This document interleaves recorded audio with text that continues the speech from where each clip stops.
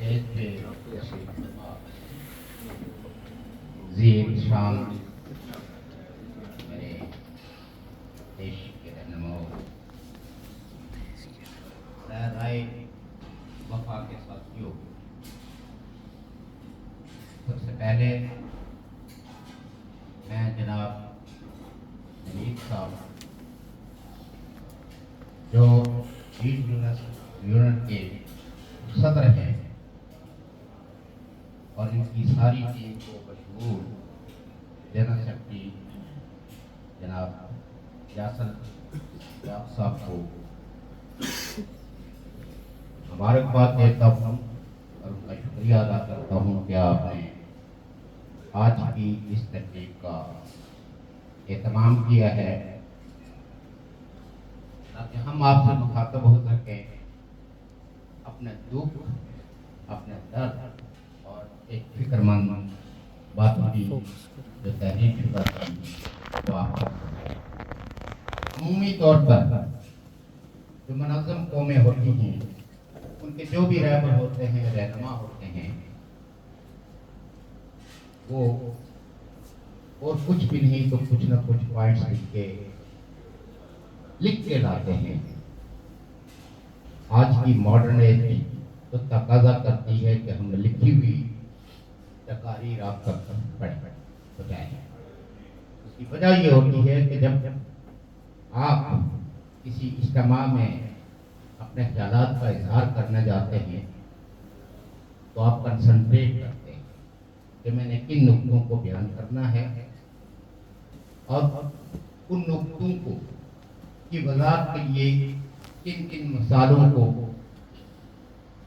آپ کے سامنے پیش کرنا ہے۔ یہ بہت ہی ہمارا عمومی رویہ ہے کہ ہم کسی اجتماع میں جاتے ہیں اور بالکل خالی الذہن بنا کسی سوچے سمجھے جب اسٹیج پہ جاتے ہیں تو ہم اپنی ماضی کی کہی ہوئی باتوں کو ہی دہراتے رہتے ہیں، اس میں کوئی اضافہ نہیں کرتا، اس میں کوئی فلسفے کی بات نہیں کرتا، اس میں کوئی تقابل نہیں کرتا کہ جن نظاموں کی جو لڑائی ہے اس لڑائی میں ہمارا اپنا کیا کردار ہے۔ اس لیے یہ وقت، کیونکہ پاکستان کے تناظر میں تو یہ لفظ اتنا بدنام ہو چکا ہے کہ کبھی کبھی میں اس کے استعمال سے اجتناب کرتا ہوں، نازک لوگ۔ لیکن آج کی دنیا کا یہ تنقیدی کے کتنے بڑی بلکہ پوری دنیا ایک نازک دور سے گزر رہی ہے، لیکن قبل اس کے کہ میں کسی ایک دو نقطوں پہ آپ سے بات کروں، جو کنونشن ہوا سب سے پہلے تو میں یو کے کی سرزمین پہ کھڑا آپ سے مخاطب ہوں تو میں یو کے سارے دوستوں کا، یو کے زون کا، سارے زماں کو خراج تحسین پیش کرتا ہوں کہ آپ کے کنٹریبیوشن نے ہمارے کنونشن کو بہت ہمت، بہت حوصلہ دیا۔ اگر آپ اس کنونشن کو کامیاب بنانے کے لیے آپ دامے درمے سخنے کنٹریبیوٹ نہ کرتے تو شاید پارٹی کے کارکنان کو ایک جگہ جمع کرنے میں ہمیں کافی دقتیں محسوس ہوتی۔ اسی طریقے سے نارتھ امریکہ کے دوستوں نے بھی اور بالخصوص رشید یوسف صاحب نے، یہ ان کی قیادت ہے، یہ ان کی صلاحیت ہے اور یہ ان کا حوصلہ ہے کہ ہمارے کنونشن کا ایک بڑا حصہ، اس کے تمام اخراجات کو انہوں نے برداشت کیا اور کسی شخص سے یہ نہیں کہا کہ آپ اس میں مجھے کچھ کنٹریبیوٹ کریں۔ یقیناً ان کے ہی حوصلے کی داد دینی پڑتی ہے اور ان کا جو کنٹریبیوشن ہے اس کی وجہ سے میں یہ سمجھتا ہوں کہ ہماری وہ جتنی بھی ذہنی اذیتیں تھی کہ ہم ان چیزوں کو کیسے بیٹ کریں گے، اس میں انہوں نے ہمیں اس اذیت سے بھائی مرے. اسی طریقے سے ہمارے گلف زون اور بالخصوص دبئی اور ابو ظبی کے دوستوں نے بھی اپنا بہت اہم کردار ادا کیا اور وہاں سے بھی دوست احباب بنفس نبی چھٹیاں نہ ملنے کے باوجود بھی، جس میں رضوان صاحب اور بھی دوست، وہ جا کے وہاں کنونشن میں انہوں نے اسی طرح جیسے یورپ سے ہمارے کئی ایک احباب نے شرکت کی، ہمارے طاہر عزیز صاحب نے شرکت کی. میں ان سارے دوستوں کو جنہوں نے جامعہ درمیہ وہاں کنونشن میں شرکت کی اور کنٹریبیوٹ کیا، انہیں خراج تحسین پیش کرتا ہوں. لیکن یہ یاد رکھیے کہ وہ لوگ جو وہاں مختلف مسائل کے باوجود کھڑے ہو کے حق اور سچ کا پرچم اور وفا کہ وہ جھنڈا جو میں نے جلا وطنی سے پہلے انہیں تھمایا تھا، اس جھنڈے کو کہیں گرنے نہیں دیا. سردار اشتیاق صاحب اور کئی ساتھی ہمارے وہ سخت ناپسند نامساعد حالات کے باوجود بھی وہ ہمیشہ دوست احباب کے ساتھ، اور خاص کر کے ہماری جو خواتین رہنما ہیں کا بھی کردار، چاہے وہ عالیہ عوامی موومنٹ یا دیگر مسائل ہیں، اس میں انہوں نے بہت شاندار کردار ادا کیا. اور میری ہمیشہ انہیں ایک ہدایت تھی کہ اس تحریک میں جو لوگ اس تحریک کے بانی مبانی ہیں یا رہنما ہیں، ان کو آپ نے ان کا ساتھ دینا ہے دامے درمے سکھنے، پارٹی تعصبات سے بالاتر ہو کے اور پارٹی کی لیے یہ کہیں بھی نہیں لگنا چاہیے کہ کہیں نہ کہیں آپ اپنی پارٹی کی کوئی نمائش کر رہے ہیں. اور میں یہ سمجھتا ہوں کہ ہمارے تمام ساتھی اس تحریک میں بھرپور شریک رہے تھے. مظفر آباد سے تھے، باغ سے تھے، کوٹلی سے تھے، لیکن کسی نے کسی ایک جگہ بھی اس خواہش کا اظہار نہیں کیا کہ اس مجمع سے ہم بھی خطاب کریں گے. کیونکہ میں نے کہا تھا کہ جب تحریک کے مقاصد متعین ہیں اور آپ کا یہ احتجاج ان مقاصد کے حصول کی طرف لگتا ہے، اس میں آپ کی یا میری یا کسی دوسرے کی تقریر کی اہمیت نہیں.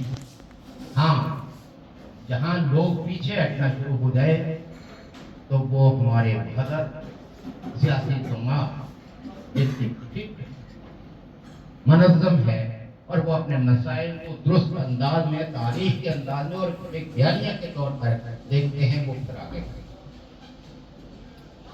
میں اپنے ان دوستوں کو جنہوں نے اس ڈسپلن کو برقرار رکھا باوجود اس کے کہ یو کے پی این پی کے حوالے سے ایجنسیوں کے سارے سہولتکار ان کو چیخ کے ڈرا رہے تھے کہ آپ پر یہ الزام لگ جائے گا، آپ پہ وہ الزام لگ جائے گا اور اس کے نتیجے میں آپ مارے جائیں گے، لہذا یو کے پی این پی سے آپ لطلفی کا اظہار کریں. ہم نے نہ صرف ریاست کا تشدد سہا ہے، غلام حسین صاحب جنہوں نے بظاہر آزادی اور خود مختاری کے جھنڈے بھی اٹھائے ہوئے تھے، لیکن اپنی ان آنکھوں سے ان کو سہولت کاری کرتے ہوئے بھی دیکھا ہے.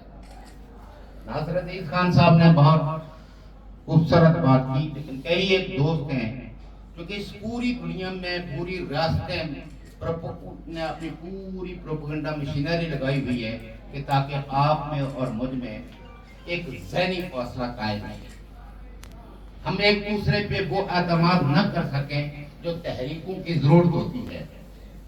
تو وہ کبھی مذہب کا سوال کھڑا کریں گے، کبھی ریاستوں کا، جیسے محمود کشمیری صاحب نے کہا کہ علماء کرام پہ ایک نئی آیت نازل ہوئی ہے اور وہ اس کا نزول یہ ہوا ہے کہ جو پاکستان سے آزادی کی بات کرے گا، جو پاکستان کے حقوق سے اور حکمران طبقوں سے اپنے حقوق کی بات کرے گا، جو اپنے ریاست اور اپنی ریاست کے تشخص کی بات کرے گا، جو اپنی ریاست کی وحدت کی بات کرے گا، وہ دہلی ہے۔ ہاں ہم دہلی ہیں، ہم انکاری ہیں ایسے ملکوں کی سوورینٹی کو تسلیم کرنے کے لیے جو اپنے عوام کو جمہوری حق نہیں دیتے، جو اپنے عوام کو انصاف نہیں دیتے، جو اپنے عوام کو ان کے بنیادی سیاسی، سماجی اور معاشی حقوق نہیں دیتے، ان کا احترام ہم پر کوئی فرق نہیں۔ اور یہ بات جو ہے وہ آج سے 4000 سال پہلے اسی یورپ کے ایک فلسفی نے کہا تھا کہ احترام ہم پر واجب ہے اس پیشوا کا جو ہمارے اٹھائے ہوئے سوالوں کا درست جواب دے، اور جو اپنے ہی تقریر کا دفاع نہیں کر سکتا اور خوف زدہ ہے اور پھر فتووں کا سہارا لیتا ہے، تہمتوں کا سہارا لیتا ہے، الزاموں کا سہارا لے کے بچنے کی کوشش کرتا ہے، اس کا احترام ہم پہ واجب نہیں۔ وہ ریاست کے حکمران جو ہمارے احتساب کے لیے تیار نہیں ہیں، ہمارے اٹھائے ہوئے سوالوں کا جواب دینے کے لیے تیار نہیں ہیں، ایسے حکمرانوں کی تابعداری جو ہے وہ ہم پہ واجب نہیں۔ ایسے جج جو اپنے دیے ہوئے فیصلوں کا دفاع نہیں کر سکتے، جو وضاحت نہیں کر سکتے کہ یہ فیصلہ ہم نے کن حالات میں دیا۔ پاکستان میں تو عدالتوں کے نام پر، انصاف کے نام پر ایک ایک آدمی کو، ایک مقتدر رہنما کو آپ پھانسی دے دیتے ہیں، اور جیسا 4-5 سال کے بعد یہ کہہ کے اپنی جان چھڑا لیتے ہیں کہ ہم پہ بڑا دباؤ ہے۔ کیا اس کو انصاف کہیں گے؟ کیا اس کا احترام ہم پہ واجب ہے کہ آپ دباؤ کے تحت انصاف کا قتل کر دیں، ایک انسان کو قتل کر دیں؟ اس کا کوئی دنیا کے سارے وہ لوگ جنہوں نے سماج کے قوانین دریافت کیے ہیں، اور یہ سماج جو آج اس شکل میں موجود ہے، یہ آپ اور ہم جو ایک دوسرے سے مخاطب ہیں اس حیثیت میں ہیں، تو اس میں ہم سے پہلے والے لوگوں کی کوئی نہ کوئی کنٹریبیوشن، کوئی نہ کوئی قربانی شامل ہے۔ تو آپ اپنی فریڈم آف ایکسپریشن مانگ رہے ہیں، آپ اپنی آزادی مانگ رہے ہیں، آپ اپنی رسپیکٹ مانگ رہے ہیں، آپ اپنا تشخص مانگ رہے ہیں۔ یہ کوئی ہم میں سے کسی پہ بھی کوئی بے نظر نہیں ہوئی، یہ تاریخ کی وہ مادی تشریح و تعبیر ہے جس کی روشنی میں ہم کہتے ہیں کہ ہماری تاریخ ہے۔ اور جب ہم کہتے ہیں کہ ہماری تاریخ ہے تو تاریخ یوں نہیں بنتی، وہ پھر سرزمین کے ساتھ جڑتی ہے، اور جب سرزمین سے اس تاریخ کو ہم جوڑنے کی کوشش کرتے ہیں تو کہتے ہیں یہ دہلی۔ ہندوستان میں علماء دیوبند پر ایک آیت نازل ہوتی ہے، وہ کہتے ہیں کہ ہم سیکولرزم کے لیے ہر طرح کی قربانی دیں گے، سیکولرزم کے دفاع کے لیے قربانیاں دیں گے۔ اور پاکستان میں علماء دیوبند کہتے ہیں کہ سیکولرزم ہماری ڈیڈ باڈیز پہ آیا۔ اور سیکولرزم کا مطلب کیا ہے؟ اگر ان سے پوچھے کہ سیکولرزم کا مطلب کیا ہے، وہ کہتے ہیں لادینی۔ اب اس جہالت کو انہوں نے اپنا نام رکھ دیا علماء کرام۔ جہالت یہ ہے کہ سیکولرزم کا مطلب ہوتا ہے مہر، سیکولرزم کا مطلب ہوتا ہے مانگ، سیکولرزم کا مطلب ہوتا ہے ایک دوسرے کا احترام، سیکولرزم کا مطلب ہوتا ہے کہ irrespective of faith، irrespective of tribe، irrespective of area، ہم سارے جو انسانی شکل میں موجود ہیں، ہماری رائٹس جو ہے in term of rights we are all equal۔ آپ کو صرف کسی مذہب کی بنیاد پہ وہ عہدہ نہیں ملنا چاہیے جس کے آپ اہل نہیں ہیں۔ آپ کو یونیورسٹی میں کسی ڈپارٹمنٹ میں کیمسٹری ڈپارٹمنٹ کا ہیڈ آف انسٹیٹیوشن بنائیں تو اس بنیاد پہ بنائیں کہ آپ میں یہ صلاحیت موجود ہے، آپ نے اس میں ماسٹر کیا ہوا، آپ نے کیمسٹری میں پی ایچ ڈی کی، آپ کا فیتھ کیا ہے، آپ کا مذہب کیا ہے، یہ ڈٹرمن نہیں کرتا۔ چونکہ یہ کیمسٹری جو ہے یہ آپ کو ان حقیقتوں سے آگاہ کرتی ہے. جس نے کیمسٹری نہیں پڑھی اس کو کوئی آگاہی نہیں ہے کہ کیمسٹری کس زندگی کے کس حصے کی نشاندہی کرتی ہے. جیولوجی کس مقصد کے لیے جیولوجی کا علم ہے. ہم اس زمین کو کیسے سمجھیں, اس کے اندر جو وہ لیئرز بنتی ہیں. تو یہ سب کچھ جو انہوں نے بڑے بڑے نام ہوتے ہیں, فلاں علامہ صاحب, فلاں مناظر صاحب, فلاں یہ فارغ التحصیل دارالعلوم فلاں سے. پھر ان لفظوں کے لبادے کے اندر جو جہالت پھیلائی جاتی ہے, جب آپ علم کی روشنی میں اس جہالت کو چیلنج کرتے ہیں تو ہم کا پاس کیا ہوتا ہے, کیا آپ کو دین کی کیا دین سائنس پڑھنے کو منع کرتا ہے؟ کہیں گے نہیں, بالکل نہیں منع کرتا. لیکن جھنجھل یہ اگر آپ پورے مسلمان ملکوں کو حالت دیکھیں تو ہم کس چیز میں سب سے زیادہ پیچھے, سائنس میں, ٹیکنالوجی میں ہی سب سے زیادہ. اور آج کی دنیا کا جو کمپٹیشن ہے وہ سائنس میں, ٹیکنالوجی پہ. جن ممالک کی ٹیکنالوجیکل نو ہاؤ پہ اجارہ داری ہے وہ پوری دنیا پر ہو کرتے ہیں. آپ نے کوئی ایجاد کی ہو اپنے دارالعلوم کے علم کے زور پہ تو اس کو مارکیٹ میں رکھے. ہمیں اس کو کوئی یورپ کی یونیورسٹیوں سے بھی جا کے لوگ وہاں پڑھیں, ایسے ہی جیسے وہاں سے لوگ یہاں آ کے یونیورسٹیز میں پڑھتے ہیں. لیکن بدقسمتی سے آپ نے وہاں کی میجورٹی کو اس قابل ہی, ان کے پاس وہ وسائل ہی نہیں دیے کہ وہ اپنے بچوں کو بھی وہ تعلیم دلا سکیں جس سے وہ مقابلہ کر سکے ایلیٹ کا. انہوں نے بہت آسان جانا, اور it's a great care, it's a great tragedy for the Muslim world کہ ان کو تیار کیا ہوا ہے ایک دوسرے کے گلے کاٹنے کے لیے, اور ان کو سمجھا دیے ہے کہ آپ علم کے حصول کے کسی کمپٹیشن میں نہ ہو. اور جن رہنماؤں نے بھی کوشش کی کہ وہ اپنے معاشروں کے اندر ترقی کو, سائنسی علم کو فروغ دیں, ان کی مثالیں, کیا کسی ملک کو یہ حق حاصل ہے کہ وہ بندوق کی نوک پہ جمہوریت کے نام پر کسی ملک کو تہو بالا کر دیں, کسی قوم کو ڈسپلیس کر دیں, ان کی ترقی کو واپس پتھر کے دور میں منتقل کر دیں؟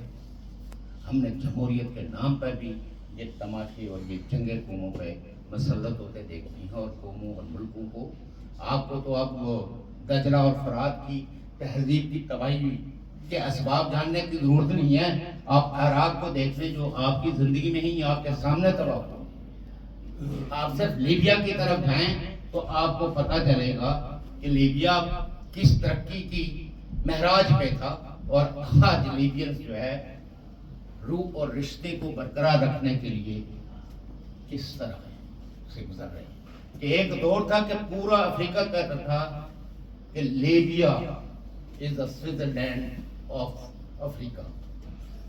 آج کسی کو کوئی پتہ نہیں کہ لیبیا میں حکومت کس کی ہے, کون سا گروپ کہاں بیٹھا ہوا ہے, کس نے کتنے کڈنیپ کیے ہوئے ہیں, کس کی اپنی ذاتی جیلوں کے اندر کتنے لوگ ہیں. ہم نے یونائٹڈ نیشن کا ادارہ بنایا, ہم سے مراد ہم سے پہلے لوگ, جس میں کہا کہ جتنی بھی نیشن سٹیٹس ہیں وہ اس کی ممبر بن سکتی ہیں, اور یہ انسانی حقوق کا جو بین الاقوامی چارٹر ہے ان کو سائن کرنا پڑے گا. ہم روزانہ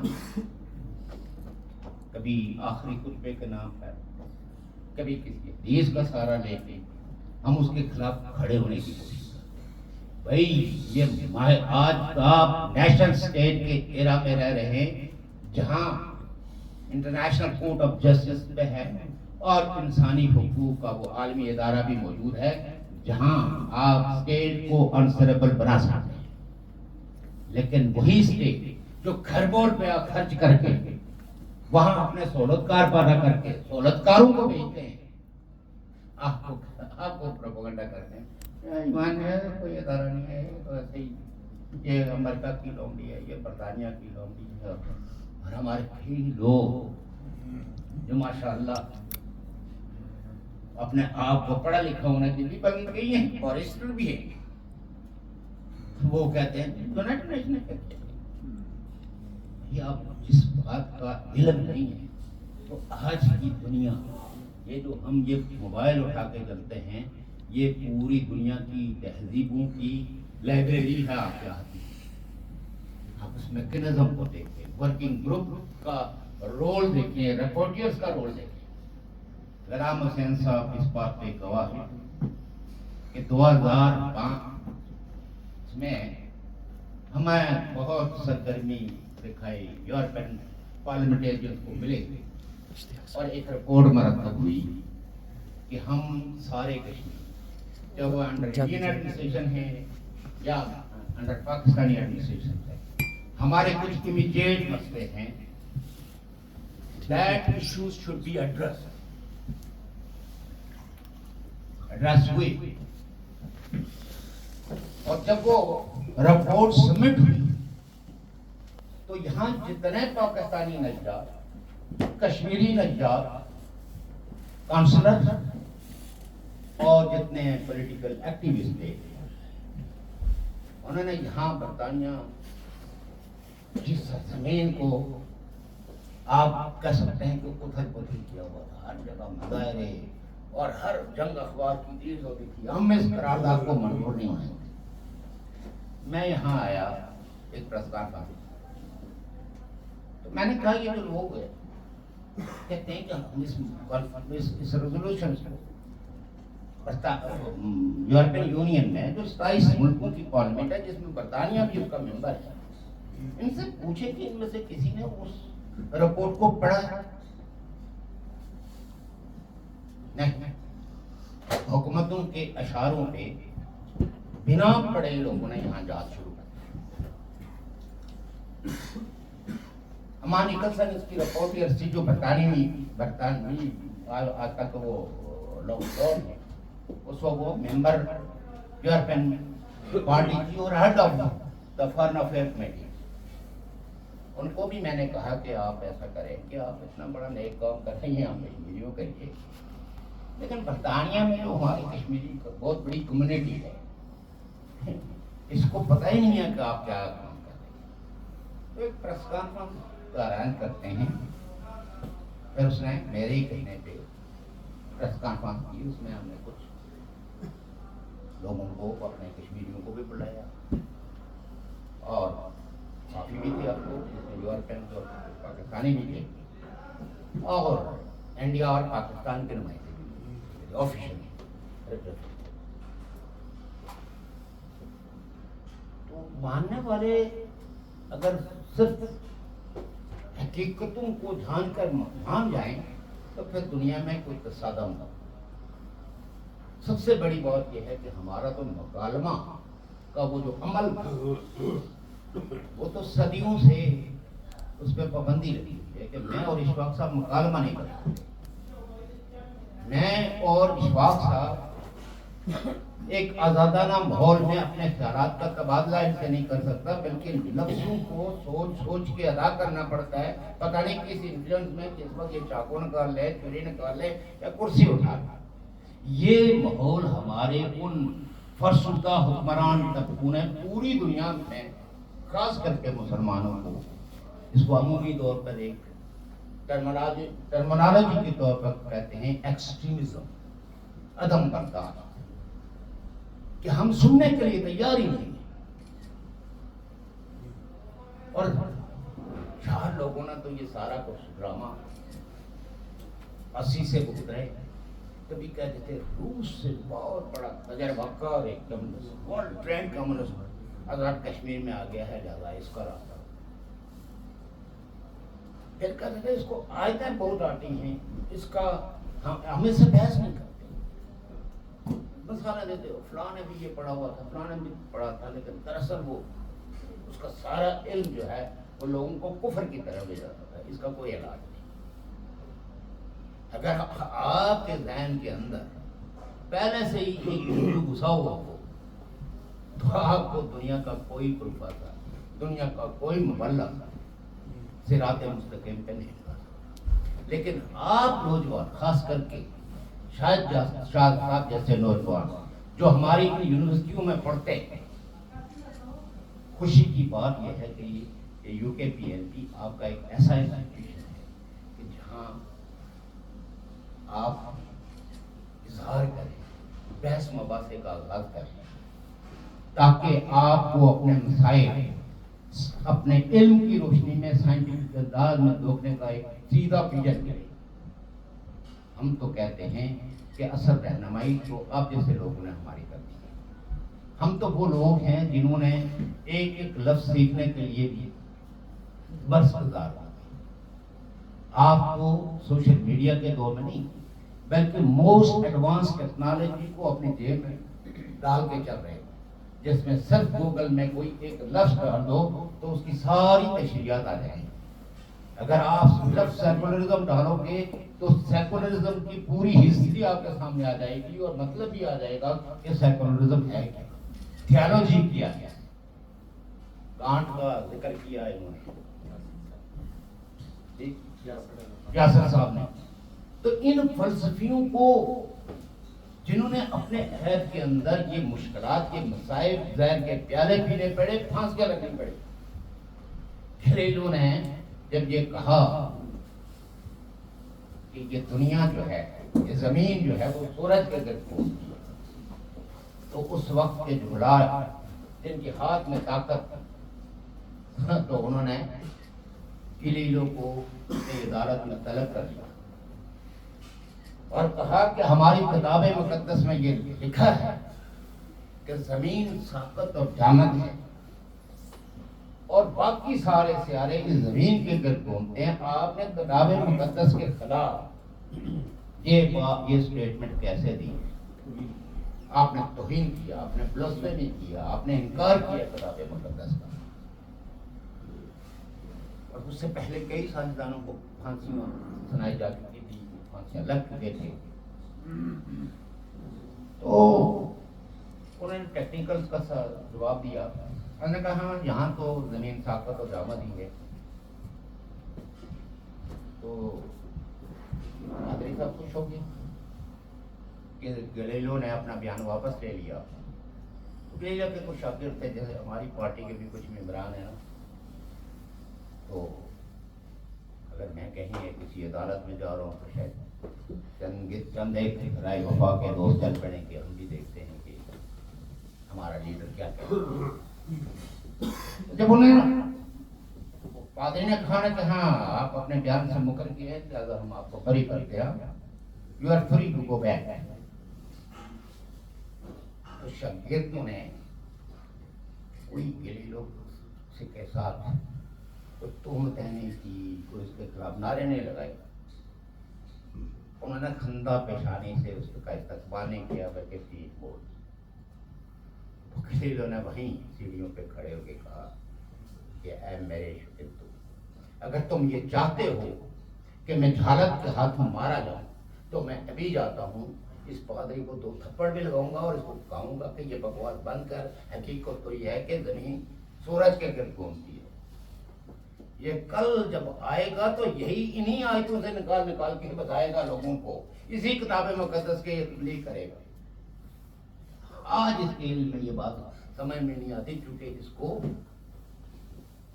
لا آف نیچر انڈرسٹینڈ کرنے کی صلاحیت نہیں ہے۔ اور آج ہر آدمی ایسے ہی، جس کو کوئی ایک نیا قانون دریافت ہوتا ہے، جیسے جب امریکہ نے پہلا اپنا سیارہ بھیجا چاند پہ، تو ہمارے یہاں بحث میں ہوتی تھی یہ تو سوکھ کے ٹیری ہو جاتا، تو پھر وہاں کیسے بیٹھیں گے؟ پھر خود گریں گے نا تو انہیں قدرت کا قانون پتہ چل جائے گا کہ قدرت ایسے فطروں کو کس طرح تباہ و برباد کر دیتی ہے۔ پھر اس کے بعد دوسرے ممالک نے بھی چاند کا سفر شروع کیا، کچھ لوگ تو اس سے آگے چلے گئے، وہ مریخ میں بھی۔ تو آج کل کوئی یہ نہیں کہتا کہ چاند پہ وہاں وہ چاند پر نور ہے۔ یہ وہ باتیں میں سنا رہا ہوں جو میں نے اپنے کانوں سے اور جمعے کے خطبات میں یہ جو نام نہاد اپنے آپ کو علماء کرام کر کے علم کی بےعزتی کرتے ہیں، ان کی زبان چاند تو دور ہے، اس پہ کیسے کوئی چیز بیٹھ سکتی ہے، اس پہ کیسے فضل رکھا جا سکتا ہے؟ نور کا تو کوئی وہ نہیں ہوتا۔ ہم لوگوں کو بھی اس کا کوئی خاص علم نہیں تھا، کوئی شعور نہیں تھا۔ میٹرک تک جو ہماری علم و شعور کی جو سطح تھی وہ یہی تھی، جو کچھ وہاں روایتی طور پر لوگ عقیدہ رکھتے تھے، ایسے ہی جیسے لوگ کہتے تھے 75 لاکھ میں ریاست جموں کشمیر جو ہے وہ ڈوگروں نے خرید کی تھی۔ ہمیں یہ بھی نہیں پتا ڈوگرا کوئی انسان ہے، ڈوگرا کوئی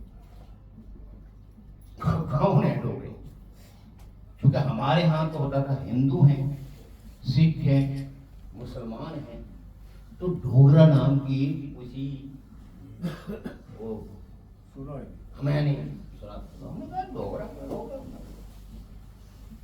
اور ہم نے اس وقت کو بڑے شد و مت سے بیان کرتے تھے۔ میٹرک تک ہم نے بھی بڑا زور لگا کے تقریریں کرتے تھے، ہمیں بیڑ بکریوں کی طرح خرید لیا، اور ہم نے کبھی اپنے سر پر ہاتھ نہیں مارا۔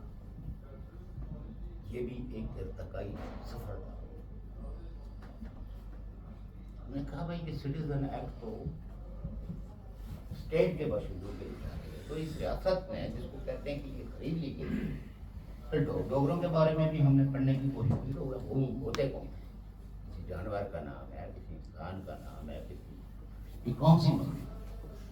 آپ یقین نہیں کریں، آپ تو وہ خوش قسمت لوگ ہیں جو برطانیہ میں بیٹھے ہوئے، میں تو اپنے اس قوم جس کا نام پپے ناٹ، اس کے ساتھ جو ٹام تھا اتراکھنڈ، لوگ اپنے بیٹھ کے ٹانگ پہ ٹانگ رکھ کر تو ایسی ایسی گپیں سناتے تھے اور کہانیاں، اور ہم اتنے شوق سے کوئی فوجی اگر وہ آ جاتا تھا نا چھٹی، تو وہ ایسی ایسی مطلب میں نے کرنل کو ایسے تھپڑ مارا، اس نے یہ بات کہی تو میں نے یوں کر کے اس کو گرا دیا، اور ہم بہت شوق سے اس کہانیوں کو سنتے تھے، کیونکہ دلیری بیسیکلی آدمی کو اٹریکٹ کرتی ہے، بزدلی تو کبھی اٹریکٹ نہیں کرتی، ہمیں بڑی اٹریکٹ کرتی۔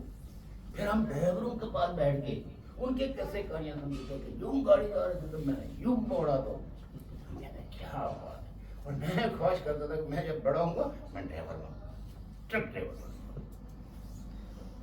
یہ ایوولوشنری پروسیس میں آپ کے بے شمار ہیروز ہوتے ہیں، اور ان ہیروز سے بڑھتے بڑھتے پھر آپ تاریخ کا کوئی ہیرو تلاش کرتے ہیں۔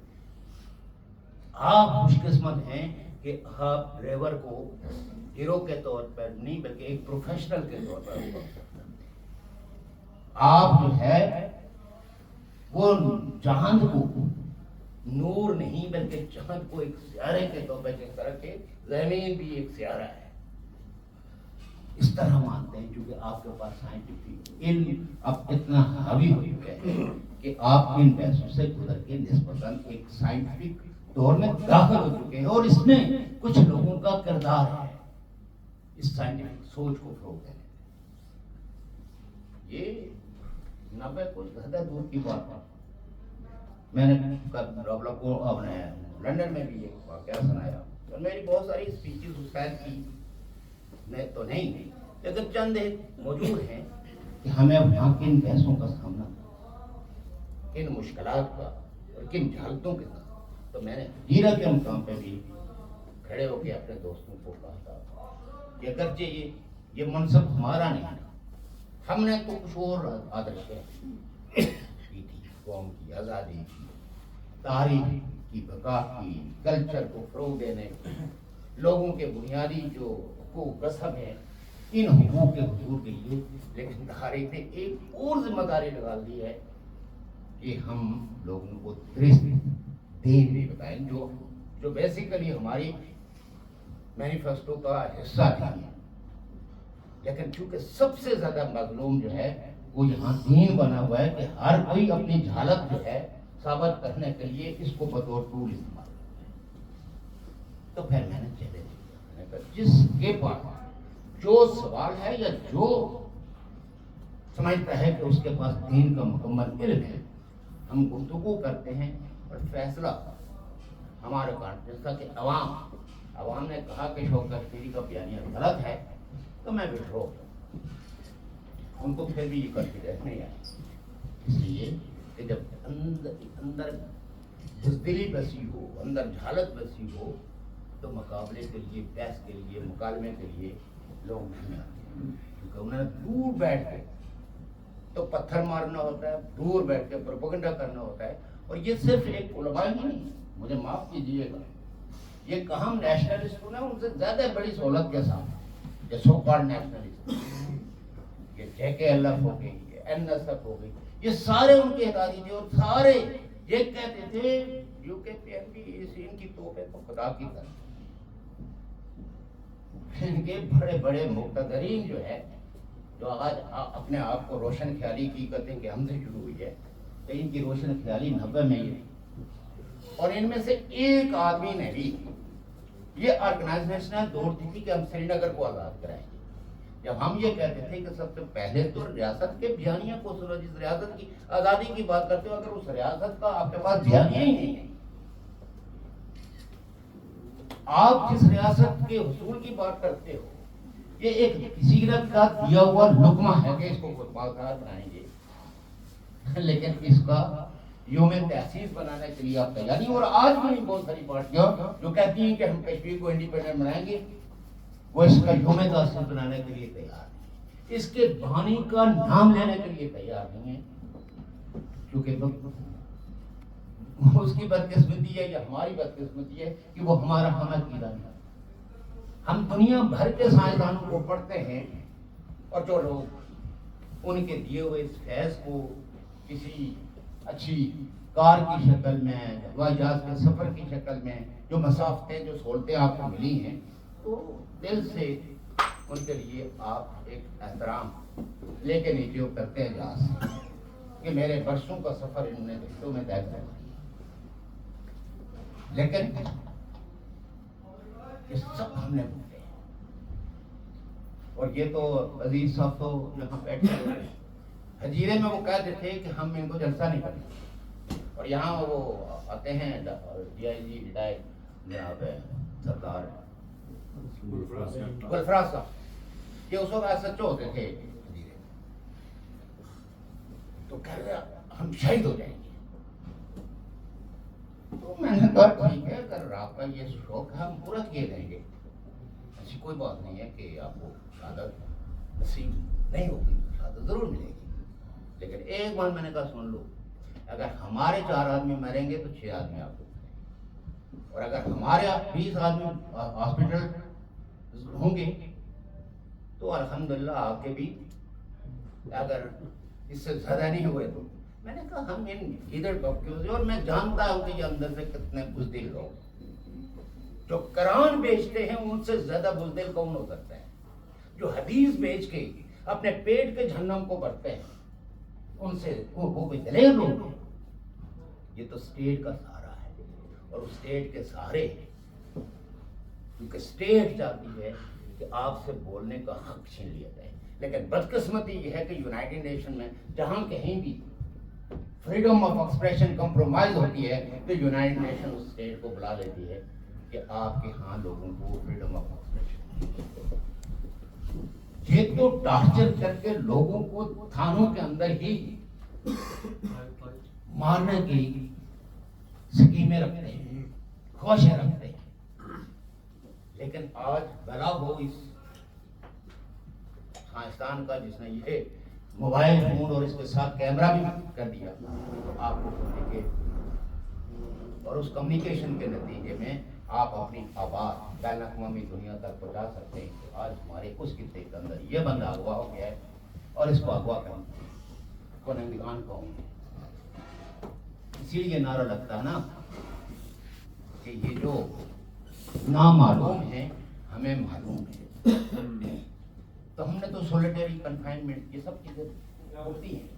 تو میرے دوستوں کہنے کا مطلب یہ ہے کہ جو آدمی علم سے بے گھرا ہوتا ہے اور جھلک کا شکار ہوتا ہے وہ بزدل آدمی ہوتا ہے. اس سے مت گھبرانے کی ضرورت نہیں. اور یہی اسی لیے میں کہا کرتا ہوں کہ بدتمیز میں اور دلیر میں فرق محسوس کرو. بدقسمتی سے بدتمیزوں نے سوسائٹی میں بدتمیزوں کو مشہور کر دیا ہے کہ یہ بہت دلیر ہے، اور جو وفادار ہیں، جو باعزت لوگ ہیں، جو لوگوں کے حقوق کی جنگ لڑنے والے ہیں، لیکن وہ ہر آدمی کو ان کی پرمپرا اجازت نہیں دیتی کہ ان کو تو کرے، بلکہ حکمرانوں کو بھی بہت کرتے ہوئے وہ ادب کو ملوز خاطر رکھتے ہیں۔ وہ کہتے ہیں ہمارے ہاں سب سے دلیر آدمی کون ہے جو تقریر کرتے ہوئے 20 گالیاں دیں، میں اس کو جوتے ماروں گا، میں اس کو یہ کر دوں گا، اس کو فرانس چوک میں لٹکا دوں گا۔ واہ واہ، جو اٹھ کے ان کی ماؤں کو، ان کی بہنوں کو، ان کی بہوؤں کو ان کا مذاق اڑاتا ہے، ان کے ڈریس کا مذاق اڑاتا ہے، اور بیٹھے ہوئے لوگ منہ کھول کے دیکھ رہے ہیں کہ قاری صاحب کیا ہیں سنہرے اصول بیان کر رہے ہیں۔ کوئی ایک آدمی شٹ اپ کال دینے کے لیے تیار نہیں کرو، بڑا یہ بکواس کیا کر رہے ہو؟ بہت خوش ہوتے ہیں، پھر اس کو باقاعدہ بطور جس طرح کوئی وہ بندر ہوتا ہے نا، ایک مداری، تو بندر کو لے جاتا ہے اور پھر اس کے بعد ایک مجمع اکٹھا کرتا ہے۔ ہم نے مداری اکٹھے کیے ہوئے ہیں مجمع اکٹھا کرنے کے لیے، اور اگر ان کو کہیں کہ آؤ قرآن ہے کیا، قرآن فہمی کیا ہے، قرآن کن چیزوں کو زیر موضوع رکھتا ہے، دن پورا مسجد میں آپ لوگوں کو ایک ہی چیز سناتے ہیں، یوسف علیہ السلام بہت خوبصورت تھے اور زلیخا نے ان کی عزت لوٹنے کی کوشش کی۔ کبھی کسی جامع مسجد میں کسی جمعے کے خطبے میں آج کے جو فوری مسائل ہیں انہوں نے کبھی زیر بحث لائے، اور یہی اب صرف وہی ملا نہیں رہے، اب وہ لوگ آگے ہیں، کئی لوگ آگے ہیں جو سوشلزم، کمیونزم، مارکسزم، لیننزم کے نام پہ بھی وہ آپ سے قومی مسئلہ تو حل ہی نہیں ہو سکتا نا جب تک طبقاتی مسئلہ نہ ہو۔ یعنی فرض کریں کہ یہ یاسر صاحب ان کو اس وقت سر میں درد ہو جائے، خدا نہ کرے، یا یہ بے ہوش ہو جائے، تو ہماری پوری ڈیوٹی کیا ہے؟ ہم یہ تقریر کریں کہ دنیا میں تو لوگوں کو گھیرے پڑتے رہتے ہیں، لوگوں کو ہارٹ اٹیک ہوتے رہتے ہیں، یہ تو عام واقعہ ہے۔ اصل میں جب تک کہ لوگوں کو مکمل علاج کی سہولت میں اثر نہیں ہوگی اس وقت تک تو یہ سب کچھ ہوتا رہے گا۔ یہاں میں نے فوری اٹھا کے اسپتال میں ہوتا ہے، ان کو کوئی فوری میڈیکل ایڈ یہ نہیں۔ اب وہ ان تاریخ ان لوگوں کے ناموں کو ابیوز کرتے ہیں جنہوں نے سماج کو بدلنے کے لیے یہ کہا مارکس نے کہ دنیا کی تشریح تو بہت لوگوں نے کر دی، اب دنیا کو بدلنے کی ضرورت ہے، اس دنیا کو پرو پیپل بنانا ہے کہ تاکہ لوگوں کو بہتر زندگی ملے۔ لیکن آپ کہتے ہیں جب تک کہ امریکہ والے نہیں بدلیں گے اس وقت تو کشمیر والے تو بدل ہی نہیں سکتے۔ جب برطانیہ والوں مثالیں وہاں جا کے برطانیہ کی دیتے ہیں، جب خود آتے ہیں تو کوئی ٹرانسپیرنسی نہیں، کوئی اکاؤنٹیبلٹی نہیں، کوئی ایک چیز بھی اس برطانیہ کی۔ اور ابھی آپ نے دیکھا ہے ہوگا برطانیہ کے اندر جو فساد ہوا ہے، اور یہ کیوں ہوتا ہے؟ فار رائٹس کیوں یہاں گراؤنڈ اپنا بڑھا رہے ہیں؟ کیونکہ جو حکمران ہیں نا ان کو بھی وہ سوٹ کرتے ہیں۔ مجھے معاف کریں گے، لیبر پارٹی کو بھی فار رائٹ سوٹ کرتا ہے، کنزرویٹو کو بھی فار رائٹ سوٹ کرتا ہے، کیونکہ آپ کسی کے ساتھ اظہار یکجہتی نہ کر سکیں، آپ غزہ نہ کر سکیں، آپ فلسطینی بچوں کا ذکر نہ کر سکیں، آپ کسی خطے کے اندر اگر بھوک ہے، ننگ ہے تو اس کے لیے یہاں پروٹیسٹ نہ کر سکیں۔ تو لوگ نیلسن منڈیلا جیل میں تھا تو اس کی تحریک سب سے زیادہ پاورفل جو تھی وہ برطانیہ میں اس سرزمین پہ۔ تو آہستہ آہستہ بدمعاش حکمران ان نے ایک چیز کو کر لی ہے کہ اپنے معاشروں جیسے پاکستان کی فوج ہے باقی قوموں کو غلام بنانے کے لیے، سورسز کو ایکسپلائٹ کرنے کے لیے ہمیشہ یہ کوشش کی کہ پنجاب کا استعمال کریں۔ جہاں ہمارے خلاف بلاؤ عمران خان کا ہے کہ پنجاب میں بھی لوگ پوچھنا شروع ہو گئے، چونکہ پنجاب کی تائید و حمایت کی بنیاد پہ کشمیر، بلوچستان، سندھ، خیبر پختونخوا اور ساری ان قوموں کو نہ صرف کی فریڈم آف ایکسپریشن کو دبانے کے لیے پیٹرٹزم کا ایک ڈنڈا پکڑا ہوا فوج نے، اور جو کوئی حق کی بات کرتا تھا، جو کوئی تشدد کی بات کرتا تھا، ان کے لیڈروں نے کہا وہ کون سا الزام ہے جو نہیں صاحب کہ پاکستان کے جو بانیان ہیں محترمہ فاطمہ جناح، یعنی فاؤنڈنگ فادر، چاہے وہ جناح ہو یا وہ جناح صاحب کی بہن ہو، ان نے کتاب لکھی ہے، وہ بہت لمبی ہے، اس کو ضرور پڑھیے، مائی بردر۔ تو ایک دفعہ وہ لکھتی ہیں کہ میں نے اپنے بھائی سے پوچھا کہ ہم نے پاکستان بنانے کی غلطی تو جناح صاحب نے وہ پیار سے اپنی بہن کو فاطمہ نہیں کہتے تھے، فاطمہ کہتے تھے۔ انہوں نے کہا اگر یہ ہم نہ کرتے کچھ اور کرتے، ایک اور کرتے، ہم نے کر دیا، ہم نے کوشش کی تھی کہ چلو اس کو ذرا تھوڑا سا بہتر تو غور کریں۔ تو کچھ ملکوں کو وہاں کی لینڈ استعمال کرنی ہے اپنے گریٹر ڈیزائنز کے لیے، کچھ لوگوں نے وہاں کی پاپولیشن شیعہ سنی کی بنیاد پہ چاہیے، پتہ نہیں ایران والوں کو چاہیے، پتہ نہیں سعودیہ والوں کو چاہیے، کوئی ہے ایک ملک بھی جو اپنے مفادات کی جنگ پاکستان کے سرزمین پہ لڑ رہا ہو، چاہے چائنا ہو، چاہے امریکہ ہو، چاہے برطانیہ ہو، ان میں سے عوام مائنس اور سپریم کیا چیز ہے، وہ ہیں ان کے مفادات، اور مفادات کا تعین کون کرتا ہے؟ وہ سرمایہ۔ یہ محض آپ سرمایہ دارانہ نظام کے خلاف کے نعرے لگائیں گے، you will again used by some forces. سرمایہ داری کے اندر بھی، سرمایہ کے اندر بھی آج دو طرح کا سرمایہ ہے، ایک وار کیپٹل ہے اور ایک مارکیٹ کیپٹل ہے، جسے کنزیومر کیپٹل کہتے ہیں۔ تو کنزیومر کیپٹل دنیا میں چاہتا ہے، کیونکہ یہ اس کے سرمایہ کا، اس کے مفادات وابستہ ہیں کس چیز سے؟ امن سے۔ اسے اسکل ورکر چاہیے تو اسکل ورکر کے لیے وہ آپ کی ایجوکیشن کی بھی بات کرے گا، اس کو اپنی کریم بیچنی ہے تو وہ امن ہی ہو سکتا ہے۔ اپنے اچھے کپڑے جو ملوں کے اندر تیار ہوتے ہیں، کوئی سوٹ پہنتا ہے، کوئی اور ڈریس پہنتا ہے، لیکن یہ سب امن میں ہی یہ ساری چیزیں پہنی جاتی ہیں، یہ سارے استعمال کی، اچھا کھانا، ریسٹورینٹ میں جا بیٹھ کے گپے لگانا، چائے پینا، کافی پینا۔ تو لہذا سرمایہ کا وہ حصہ جس کو کنزیومر کیپٹل کہتے ہیں، جو کنزیومر کے انٹرسٹ کو ایڈریس کیسے کرتا ہے کہ ہر خطے کے اندر سیکولرزم ہونا چاہیے، ہر خطہ کے لوگ میرٹ کو آگے بڑھنے میں کوئی رکاوٹ نہ ہو۔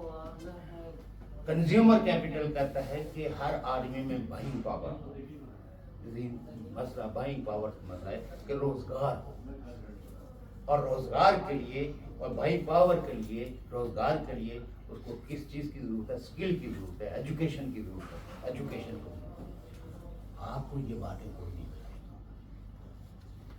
جو مارکسزم کے نام پہ کہتے ہیں ہم سرمایہ دارانہ نظام کے خلاف لڑ رہے ہیں، اور اسی سرمایہ دارانہ نظام سے چند ایک ٹکڑے لے کے، تو جس طرح مولوی نے اسلام بھیجا ہے وہ بھی مارکسزم کو بھیجا۔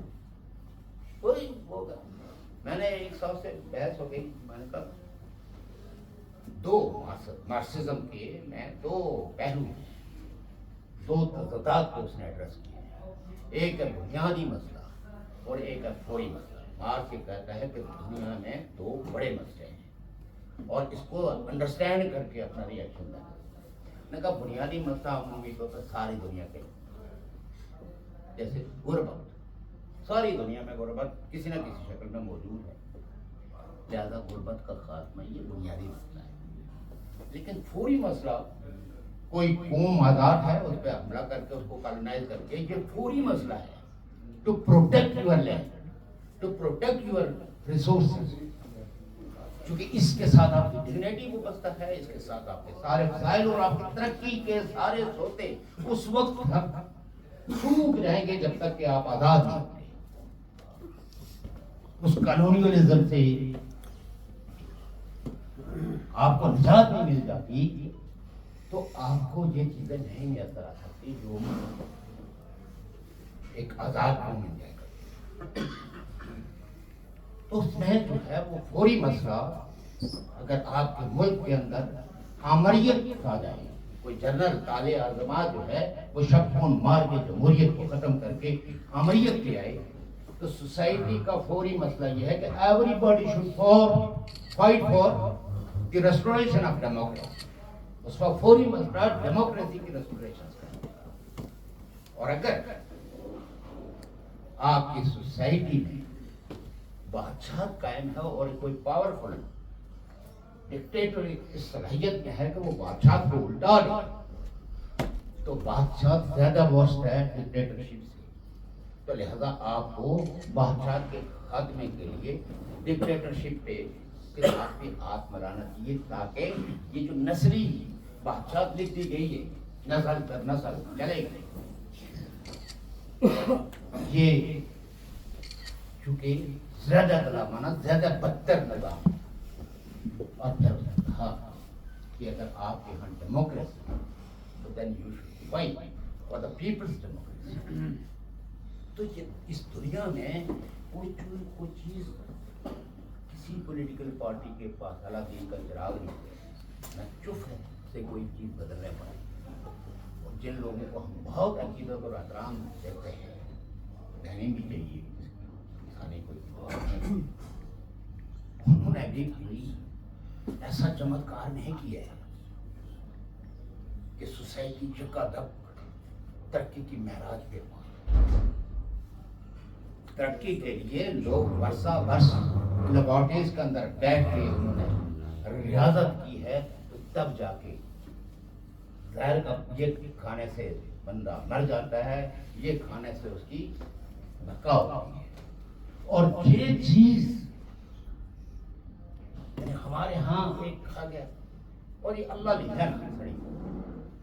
لیکن آپ کے ان جدید معاشروں نے اس ایج کو بڑھا کے آپ کو بتایا جائے کہ آپ کی زندگی اور مال کا دارومدار ڈائٹ پہ ہے. اگر آپ کو بہتر ڈائٹ ہو, آپ کو بہتر رہنمائی کی سہولتیں ہوں, اور چونکہ اس قرائے کی کچھ خامیاں ہیں, جیسے فرض کریں اشفاق صاحب ہیں, یاسر صاحب ہیں, نوید صاحب ہیں, ایک وقت میں ہوتے ہیں, ہمارے بال بالے ہوتے ہیں, پھر ٹھیک. تو یہ آب و ہوا کے وہ اثرات ہیں کہ لو آف ڈیکے گورن کرتا ہے. تو ہمیں موت کو بھی سائنٹیفک انداز میں سمجھنا ہے, تب جا کے آپ اس پہ کچھ نہ کچھ قابو پا سکتے ہیں. تو یہی وجہ ہے کہ جاپانیوں نے اس کا علاج درآمد کیا, تو ان کی ایوریج ایج جو ہے وہ 82 یعنی 80 سے 90 تک گئی, اور جس وقت ہماری 30 سے 40 تک ایوریج ایج تھی, آج علاج معالجے کی سہولتوں کی وجہ سے آج ہماری بھی ایوریج ایج جو ہے وہ وہاں بڑھ گئی ہے, چاہے وہ کشمیر ہو, پاکستان ہو, انڈیا ہو. تو اس کا مطلب یہ ہے کہ کچھ چیزوں پہ قابو پایا جا سکتا ہے اگر ان کو ٹوٹلی وہ ختم نہ ہو.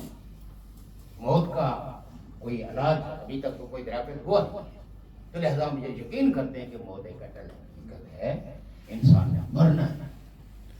لیکن ہم انسان کو محض موت کے حوالے کر دیں کہ ٹھیک ہے اللہ چاہتا ہے بیٹی ایسی نہ چاہتا میری ایسی, اور بڑا ایکسکیوز ہے لاپرواہی سے ہونے والے ایکسیڈنٹ کو ہم کہتے ہیں اس نے ہی نہیں ہے اس طرح سے.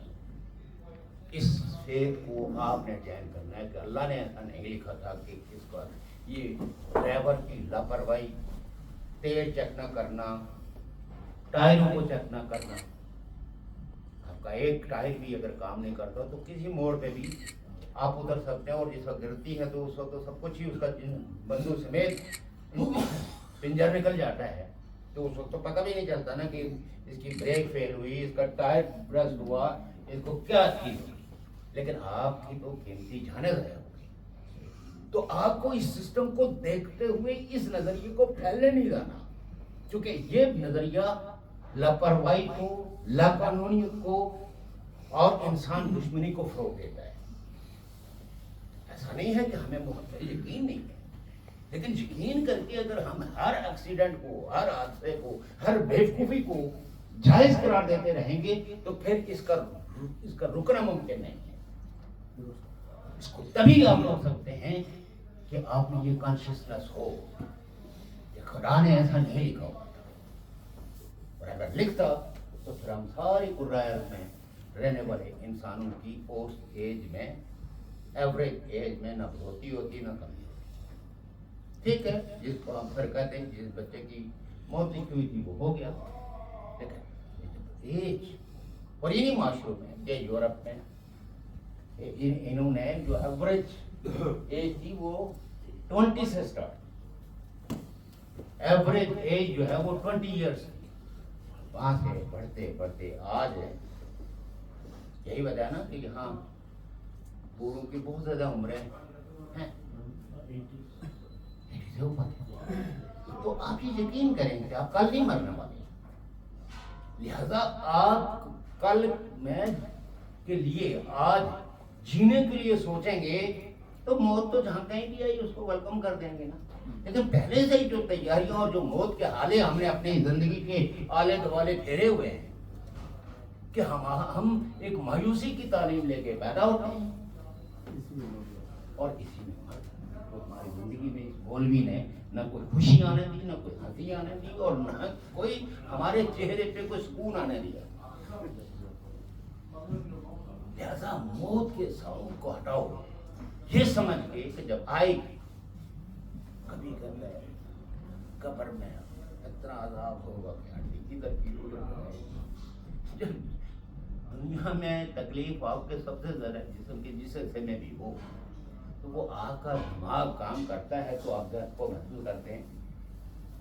جو جس آدمی کے 5 سینسز میں کوئی ایک سینس بھی ڈس آرڈر ہو جائے، اس کو آپ چوٹی دیں، اس کو آپ ڈنڈا ماریں، بس اس کو باندھ کے رکھ سکتے ہیں. اس کو یہ بھی تمیز نہیں ہوتی کہ یہ میرا والد ہے یا یہ میرا بھائی ہے. ایک سینس کے ڈس آرڈر سے تو چاہ جائے کہ آپ کے سارے سیل آپ کی باڈی سے ڈیڈ ہو گئے تو اب پسلی ادھر جائے یا پسلی ادھر جائے. یہ خوف دلانے کی کیا ضرورت ہے؟ اس کی کوئی ضرورت ہے؟ کوئی ضرورت نہیں. انسان کو جن معاشروں نے سویلائز بنایا انہوں نے وحشت کو ترک کیا، انہوں نے عورت کی حرمت کا احترام کیا. تو جنہوں نے احترام کیا وہ سویلائزیشن سے احترام کیا نا. اسی اگر پادری کی تبلیغ کے طور پہ انسان سویلائز ہوتا تو پھر تو پہلے معاشروں کے اندر گناہ نسبتاً کم ہو، گینگ ریپ کم ہوتے، عورت کی تہذیب اور احترام ہے وہ زیادہ ہوتا. تو آج اگر یہ ساری چیزیں ہیں تو اس کی وجہ یہ ہے کہ بہتر سوچ رکھنے والے لوگوں کی اکثریت آ گئی. تو آج کوئی شخص کسی عورت کو بندوق کی نوک پہ اپنے گھر میں رکھنے کو، وہ تو ظالم ہے لیکن پڑوسی اس بات کو برداشت نہیں کرتے. آج جو لوگ آج بھی یہ خواب دیکھتے ہیں اور کہتے ہیں کہ ہم کنیزیں رکھیں، لونڈے رکھیں، اور جب آپ یہ بولیں کہ وہ دور ختم ہو گیا ہے، وہ دور واپس نہیں لوٹے گا، تو اوپر کر دیں. بھائی ہم ایک سمپل سوسائٹی سے ایک پیچیدہ سوسائٹی سے جاگیرداری یعنی ٹرائبلزم سے ہم فیوڈلزم میں گئے، فیوڈلزم سے بڑھ کے ہم آگے بڑھ کے ہم سرمایہ داری اور صنعتی انقلاب کے دور میں داخل ہو گئے. اور آج today we are living in an era of nation state. تو نیشن اسٹیٹ کی فضائیں بھی میجرز ہیں کہ یہ اس ملک کی، اس نیشن اسٹیٹ کی ٹیریٹری ہے. اس فضا سے اگر کوئی بھی گزرے گا تو اس ملک کو گریڈ کرے گا، پرمیشن لے گا. آج روڈ کے قوانین ہیں، مولوی صاحب سے پوچھیں کہ آپ کے پاس روڈ کے قوانین ہیں؟ لائف انشورنس کا کوئی آپ کے پاس کنسپٹ ہے؟ جہازوں کے بارے میں کوئی بڑی لیکن دعویٰ کھڑے ہو کے کہیں گے اسلام مکمل ضابطہ ہے. میں نے کئی دفعہ علماء سے، میں نے تو دارالعلوم جو بنور بھی ہے وہاں بھی جا کے کہا میں نے کہا غلط کنسپٹ، یہ کوئی ایک لقمہ ہے جو کسی نے آپ کو دے دیا ہے کہ تاکہ اسلام کو آپ متنازع بنائیں. اور جب دوسرا آدمی یہ سوال کرے گا کہ آپ کے پاس یہ لوگ موجود ہے، یہ نہیں ہو، جب آپ نہیں نکال کے دکھا سکتے، نہ حدیث سے نکال سکتے ہیں نہ قرآن سے نکال سکتے ہیں، تو آپ کو یہ سمجھنا چاہیے کہ آپ ایک ماڈرن ورلڈ میں ہیں تو اس کے لیے فیشن اسٹیٹ ہی قوانین بنانے کی ذمہ دار ہے، وہ آپ کی کتاب میں موجود نہیں ہے. ہاں آپ ایک مکمل دین اگر کہیں کہ ہم ایک مکمل دین رکھتے ہیں تو آپ کی اس اسٹیٹمنٹ کو دوسرے مذاہب والوں بھی ماننے کے لیے تیار ہیں کہ مسلمانوں کے پاس ایک کتاب ہے جو مکمل دین ہے. اور وہ دین کیا ہے کہ ہم خدا کو آپ نے نہیں دیکھا، میں نے نہیں دیکھا، کہتے خدا بہت خوبصورت ہے، آپ کے پاس خوبصورتی کا تصور تھا. ہمارے پاس خوبصورتی کا وہی تصور ہے نا جو ادب نے بھی ہے، جو لٹریچر نے بھی ہے. ہم یہی کہیں گے کہ چلو جو ادب کی لٹریچر کی بیوٹی کا جو ہائیسٹ تصور ہے خدا تھوڑا سا زیادہ خوبصورت ہو، یہی وہ کر سکتے ہیں نا. دیکھا تو نہیں لیکن ہمارا خدا واحد ہے، کیا پتا 4 خدا نکل آئے، لیکن ہم اپنے دین کی وجہ سے خدا واحد کو مانتے ہیں نا. جو ہمارے تجربے میں نہیں آیا وہ کہتے ہیں فرشتے ہیں، فرشتے آپ نے دیکھے، ان نے دیکھے. نہ مرنے والا کو واپس آ کے اس نے اطلاع دیا کہ فرشتہ تھا یا نہیں تھا، میرا روح کس نے کر کیا ہے.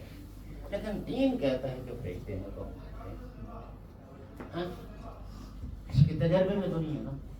وہ جن ہیں، جن جنوں کے بارے میں کہتے ہیں ہمارے کسی تجربے میں نہیں ہے، لیکن ہم ان جنوں پہ بھی یقین کرتے ہیں کیونکہ دین کہتا ہے.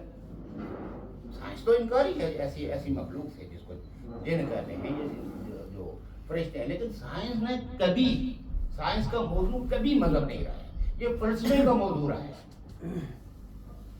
فلسفے کا موضوع رہا ہے. فلسفے کے اندر لوگ، اور وہ حضور کے دور میں بھی یہ جو مکالمے ہوتے تھے، بحثیں ہوتی تھی، تقابل ادیان ہوتا تھا.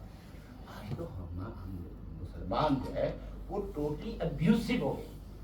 ہم دوسرے مذہب کو گالی دینا اپنا شعار سمجھتے ہیں، جبکہ ہمارے نبی نے بار بار کہا کہ دوسرے کے عقائد پہ حملہ مت کرو، اور اس کے لیے کہا کہ لکم دینکم ولی دین، تمہارے لیے اپنا دین ہے، دوسرے کے لیے اپنا دین ہے. وہ اپنی راہ ہوگا تو اس کے لیے ڈنڈا نہیں اٹھا سکتا. لیکن کہیں نہ کہیں جب سوری لے آتے ہیں تو سوریوں کو کمبیٹ تو نہیں کر سکتے. تو اس لیے میرے دوستوں یہ عمومی باتیں میں نے اس لیے کی ہیں کہ آج ہماری سوسائٹی کے اندر جہالت پھیلانے کا ایک ذریعہ اسٹیٹ نے بنا دیا ہے کہ 4 مولویوں کو کھڑا کر دیتے ہیں. وہ ایک بڑی بچی مطلب یہ کہ پڑھتی ہے یونیورسٹی میں آرٹس کا حضور، اس نے اس کو جیسے ایسا ہی ہے جیسے مجھے علامہ اقبال کا جو شکوہ ہے وہ بہت پسند ہے، میں اکثر اس کے شعر سناتا ہوں. اب غلام صاحب کو اگر جو ہے نا وہ جواب شکوہ پسند ہے تو یہ وہ بڑے، میں اگر اس کو شعر وہ کروں تو کہیں جی آپ نے خطاب کی توہین کر دیا. بھائی تو اقبال نے کہا ہے. تو اسی طرح کوئی شاعر جو ہے یہ تو وہ ادیب ہیں، یہ شاعر وہ حساس لوگ ہیں جن کو شعروں کی اورد ہوتی ہے. غلام حسین صاحب اور میں دونوں مل کے ایک شعر ایک غزل تخلیق نہیں کر سکتے. ہم 31-32 کا اس طرح کے کوئی سیکھے تو وہ ردم تو ملا سکتے ہیں. تو کوئی غزل کہتا ہے، کوئی نظم کہتا ہے، کوئی انسانی دکھوں کو اشعار، یعنی جو ہم بات 1 گھنٹے کی تقریم وہ کرتے ہیں وہ تو شعروں میں بیان کر دیتے ہیں. ہم بلاسفیمی لگا دیتے ہیں. اور حد یہ ہے جس ہندا کو یہ جمعے کے خطبوں میں ظالم جابر کہ جی اس نے تو حضور کے چچا کا فریضہ چھپایا ہے. جب آپ ایک بندے کا یہ کریکٹر وہ کریں تو اس کے لیے ہمارا احترام جاگے گا یا اس سے ہمیں نفرت ہو. وہ بتا رہا ہے وہ ڈاکٹر توقیر گیلانی اس نے کہیں تقریر کر دی، اس بیچارے کو ناک سے لکیریں نکلوائی، 36 معافیاں منگوائی، پھر بھی اس کی جان کو اور اس کی پوری پارٹی بھی اس کے خلاف وعدہ معاف ہو. یعنی یہ پارٹیاں ہیں ان لوگوں نے کہ ایک آدمی بھی باہر نہیں نکلا ٹو ڈیفینڈ ہز لیڈر. تو مجھے تو میں اسی لیے آپ کو کہتا ہوں رائے کہ ان سارے فتووں کا ہمارے دوستوں کھڑے ہو کے مقابلہ کیا کہ نو ہم کمپرومائز کرنے والے نہیں ہیں, ہم تمہاری اور میری تقریر موجود ہے, ہم بزرگوں کا احترام کرتے ہیں, اپنے والدین کا بچوں کو احترام سکھاتے ہیں, ہم اپنے گاؤں میں جو بھی ہم سے ایجڈ ہے اس کو جھک کے ملنا اپنی پرمپرا سمجھتے ہیں. لیکن کوئی ہم سے اگر یہ توقع رکھے کہ ہم جہالت کا احترام کریں گے, اس جہالت کو ہم جوتے مار کے اس سوسائٹی سے باہر نکالیں گے. آج بھی یوٹیوب پہ وہ اسپیچ محفوظ ہے اور جگہ بھی ہوئی زخمی بھی ہوئی. سو میرے دوستوں بزدلی سے خوف کھانے کی ضرورت اور بدتمیزوں سے بھی ڈرنے کی ضرورت. جو بھی ہر آدمی کو تو کر کے بات کرتا ہے اور کرسی پہ بیٹھ کے دوسرے آدمی سے اٹھ کے ہاتھ ملانا جو ہے اپنی شان کی خلاف کرتا ہے. ان لوگوں نے سماج کے اندر کسی اچھی پرمپراؤں کو جنم نہیں دیا. یہ آپ لوگ ہیں جنہوں نے ایک دوسرے کا احترام کو پریکٹیکلی کرنا بھی ہے اور اس کے لیے سوسائٹی کو سکھانا بھی ہے کہ ہماری زندگی میں دوسرا انسان اتنا اہم ہے.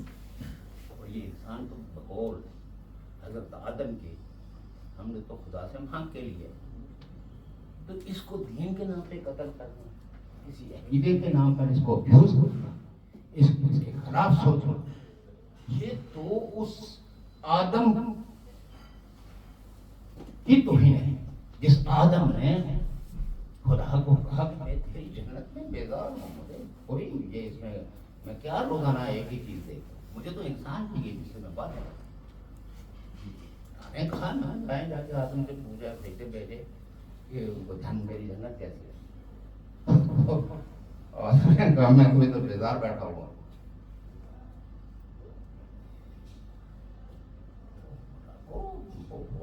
یہ آدم ہے کیا میں نے کہا جاؤ جا کے آدم سے پوچھو کہ میری جنت میں کمی کیا کسی میں. سب سے بڑی کمی ہے کہ کوئی دوسرا انسان نہیں ہے. انہوں نے کوئی نہیں عورت کی عورت مانگی تھی, ان کے پاس یہ کنسپٹ نہیں تھی.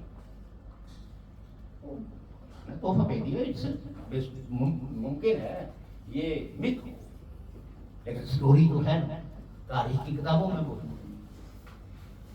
سو دیٹ اس لیے میں کہتا ہوں کہ یہ کپڑے کیوں پہنتے ہیں, پورے ہو جاتے ہیں تو پھر بال کیوں رکھتے ہیں. یہ دوسرا ہماری زندگی کے اندر اتنا اہم ہے کہ اسی کے لیے ہم دانت روزانہ صاف کرتے ہیں, ورنہ سارے نکلے وہ تب کیا. اگر ہم بیگانگی کا شکار ہو جائیں تو ہمیں دانتوں کی حفاظت, بالوں کی حفاظت, چہروں کو کریں جڑیوں سے پاک ہوں, یعنی وہ جڑیاں چہرے پہ نہ ہیں. یہ سب ہم افرٹ اس لیے کرتے ہیں کہ دوسرے انسان کو بچے. یہ ٹائی ہم اس لیے پہنتے ہیں, یہ مہنگے سوٹ اس لیے پہنتے ہیں کہ یہ دوسرا ہماری زندگیوں کے اندر اتنی اہمیت رکھا کیا ہوا ہے کہ صبح اٹھتے ہیں ناشتے سے پہلے غسل کر کے اچھے کپڑے پہنتے ہیں. تو سو یہ ہماری اگر ذاتی زندگی کے اندر ہماری پسند اور ناپسند کے اندر یہ دوسرا اتنی اہمیت کا حامل ہے تو پھر سمجھیے یہ ہے نیچر کا دیا ہوا شعور. اس لیے دوسرے انسان سے محبت کرنا, دوسرے انسان کا احترام کرنا, دوسرے انسان کے حقوق کے لیے لڑائی لڑنا, یہ خدائی وصف ہے. یہ نہیں ہے کہ دوسرے انسان کو خدا کے نام پر ذبح کر دو, کہ بیٹے کو اپنے بیٹے کو کسی, کتنے متروک چہرے ہیں. انہوں نے جہاد کے نام پر, انہوں نے لبریشن کے نام پر غریبوں کے بچے مورچہ بند فوجوں 3 دن اور 15 دن 2 لاکھ تو عام ریکارڈنگ ہے, لیکن کوئی گھر ایسا نہیں ہے جو یہ 1988 کی اس واردات کا شکار نہیں ہوا. آج جن کے بچے ضائع مارے گئے, ان کی مائیں تیری بیٹھ کے رو رہی ہیں, ان کو سہارا دینے والا ایک جلوس آتا تھا, ممار بچہ اس کا مار دیا گیا, ممار کے دینے کے لیے 100 سالم اکٹھے مل کے جاتے ہیں. ہر باپ بچارا حق کا بقا ان کی طرف دیکھتا تھا. میں ان کی مبارک شروع کروں گی اپنے بیٹے کے لاس پہ آنسو. تو ہم نے دوستو یہ جرم کیا, ہم نے کہا کہ کشمیری کو جانا, کشمیری کی life is more important than anything. اس کو بچانا, اور کشمیر को भी बचाना।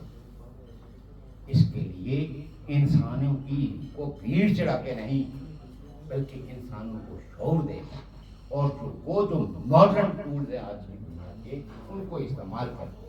मौलाना ने बहुत खूबसूरत बात देखी कि हमारे पास जो इनकलाब आएंगे वो रंगारंग इनकलाब। हमारे इनकलाबों ने बहुत कुछ तो किया है, बहुत इंसानी जानों को जो है वो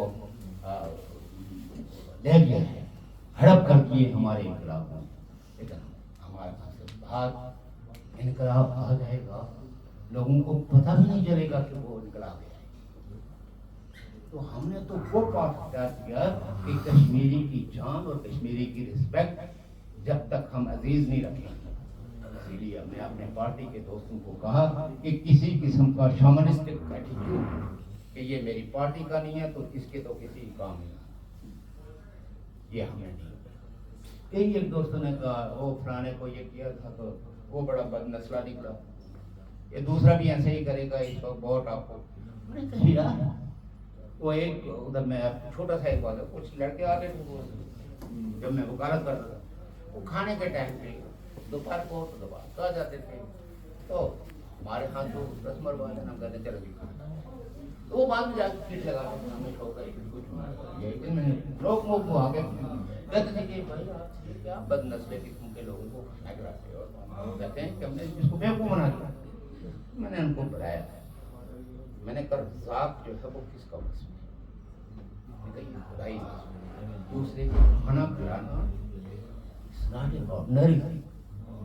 ये खुदा ने मुझे तौफीक दी है कि तुम जैसे भूखे नंगे लोगों को मैं खाने के टाइम पे ऑफर करता हूँ, आप खा के।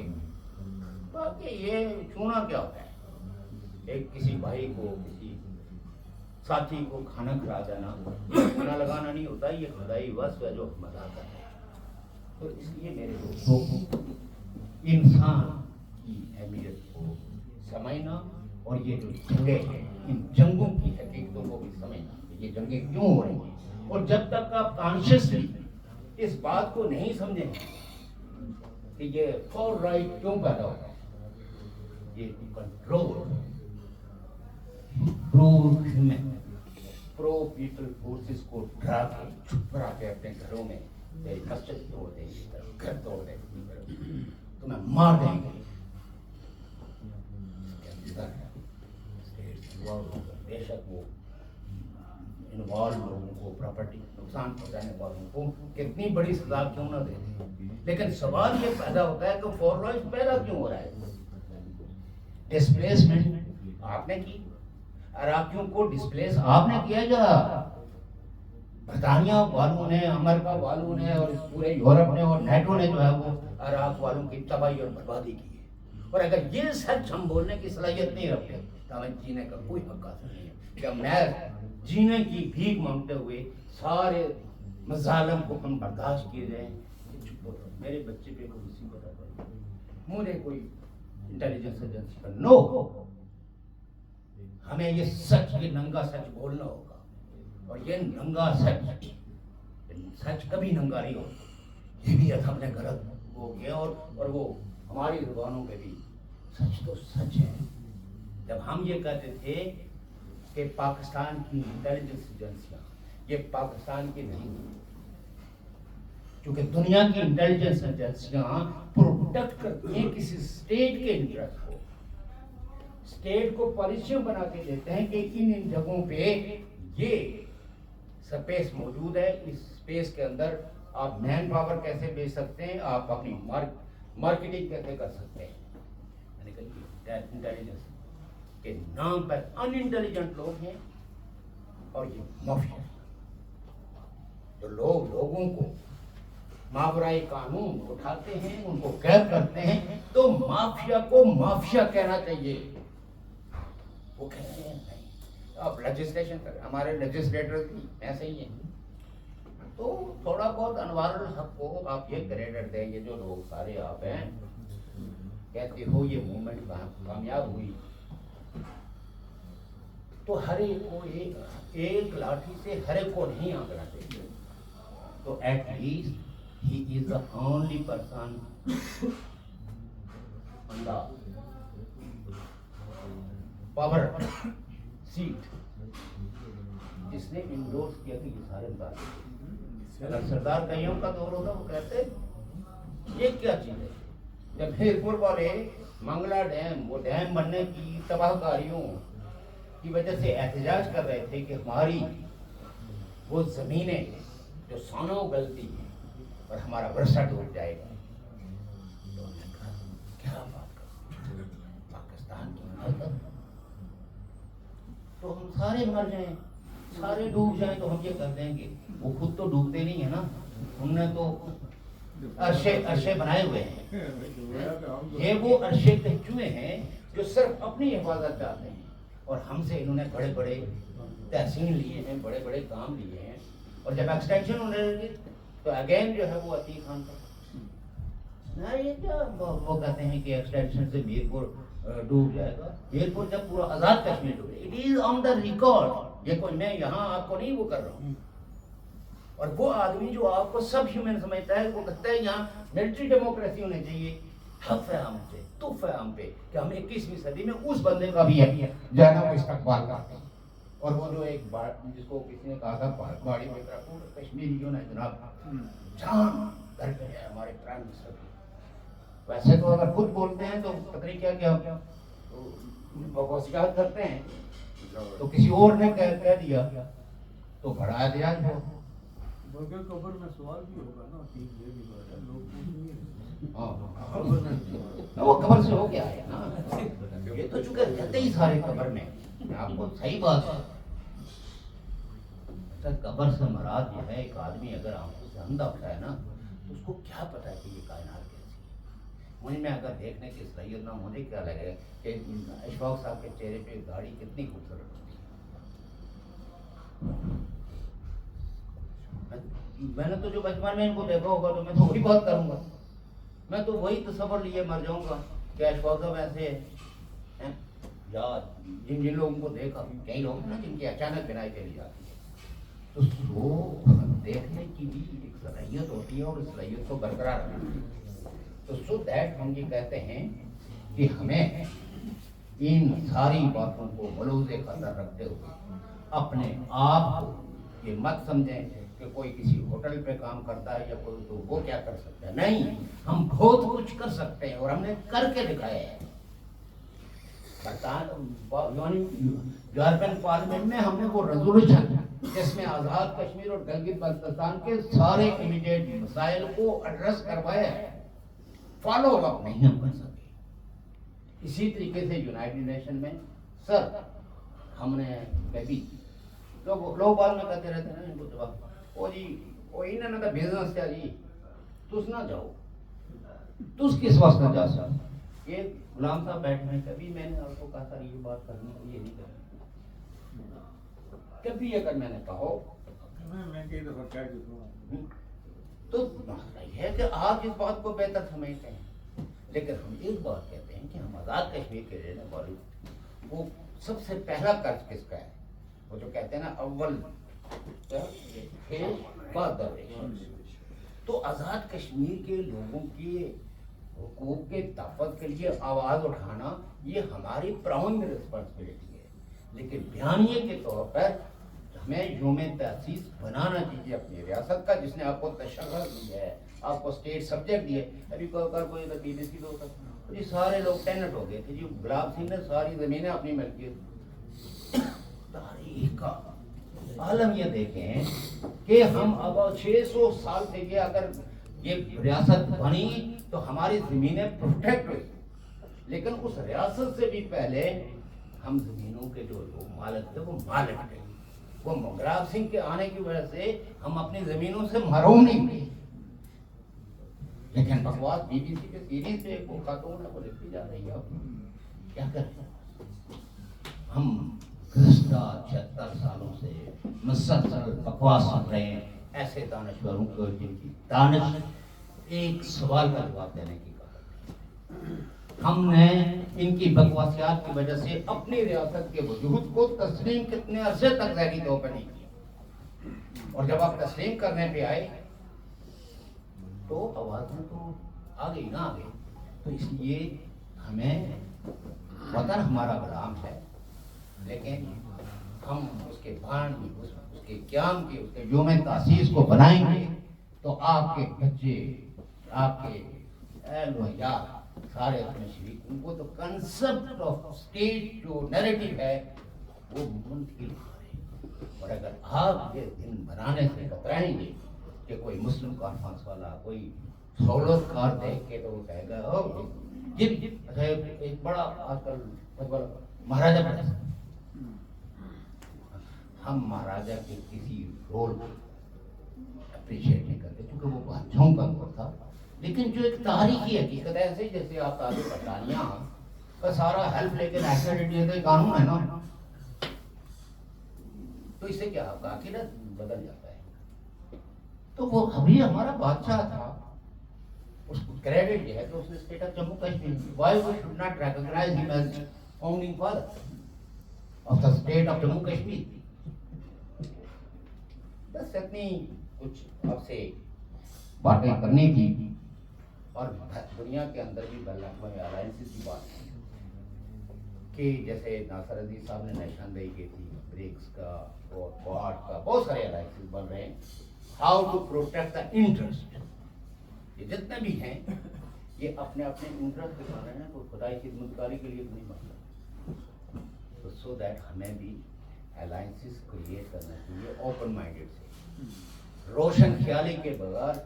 جو الائنس بھی بنے گا وہ لوگوں کو کھائی میں جائے, اور جو الائنس جس کی آدرش امن ہو, دوستی ہو, اخوت ہو, اور اپنے لوگوں کی ذمہ داریوں کو وہ محسوس کرتے ہوں, غربت سے نجات دلانا, جہالت سے نجات دلانا, ان کے حقوق کے تحفظ کے لیے اپنا ایک رول ادا کرنا, یہ الائنسز کا بیسک منشور ہو.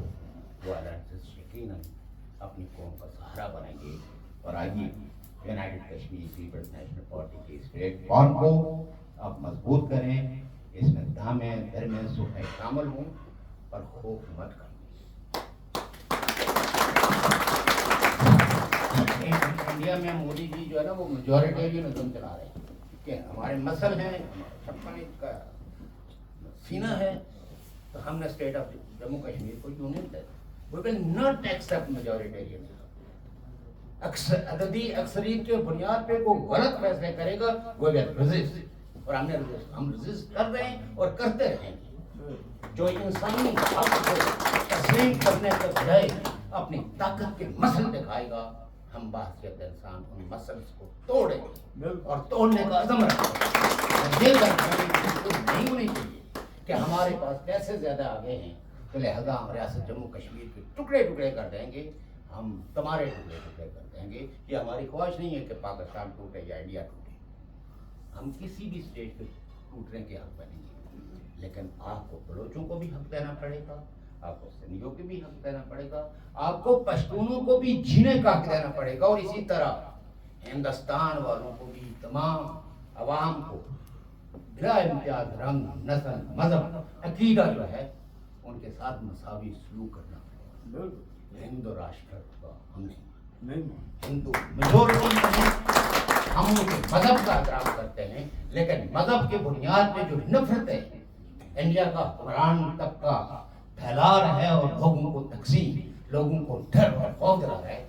تحسین بلاول کو راول کو اس نے کھڑے ہو کے لوگوں کو کہا ڈرو مت. میں بھی آپ سے کہتا ہوں کہ دنیا کے سارے رہبر جو ہے وہ اپنی قوموں کو کہتے ہیں ڈرو مت, ہمیں بھی نہیں ڈرنا ہے. شکریہ, بہت بہت شکریہ. تو سچی بات یہ ہے کہ اس سفر میں بہت اپنے عزیزوں کی جانیں گئی, اور میں ہر آدمی کے اپنے عزیز و اقارب کے لیے عزیز ہی ہوتے ہیں, لیکن میرے لیے وہ اس لیے اسپیشل تھے کہ انہوں نے کسی طرح کا, کسی ایک بھی میرے رشتہ دار, میرے کسی بھانجے, میری کسی بھانجی, میرے کسی پروپیگنڈے سے متاثر ہو کے تو مجھ سے فاصلہ نہیں پائیں. اور میری بھانجے اور بھانجیوں نے تو وہاں اس سوسائٹی کے اندر مقابلہ کیا. جب لوگوں نے کہا بس ہم نے تو اس کو ملک بدر کر دیا, تمہاری یہ جو میری بھانجی جو ہے نا تو اس نے اس کو کہا تو نا تجھے تو میں یہیں گرم کر دوں گی، بڑے ہو بزرگ ہو تو آرام کر دوں۔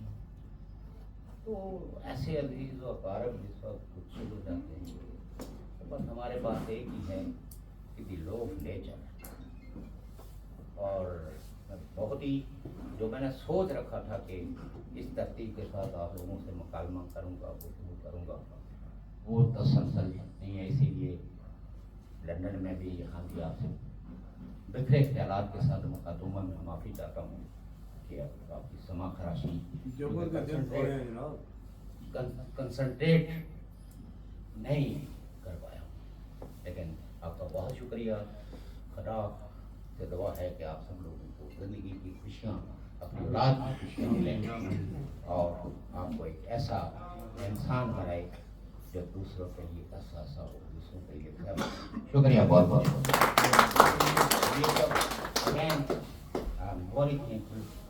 کہ آپ سب لوگوں نے جس پیار جس محبت سے، اور میں اپنے آپ کے اسی طور سے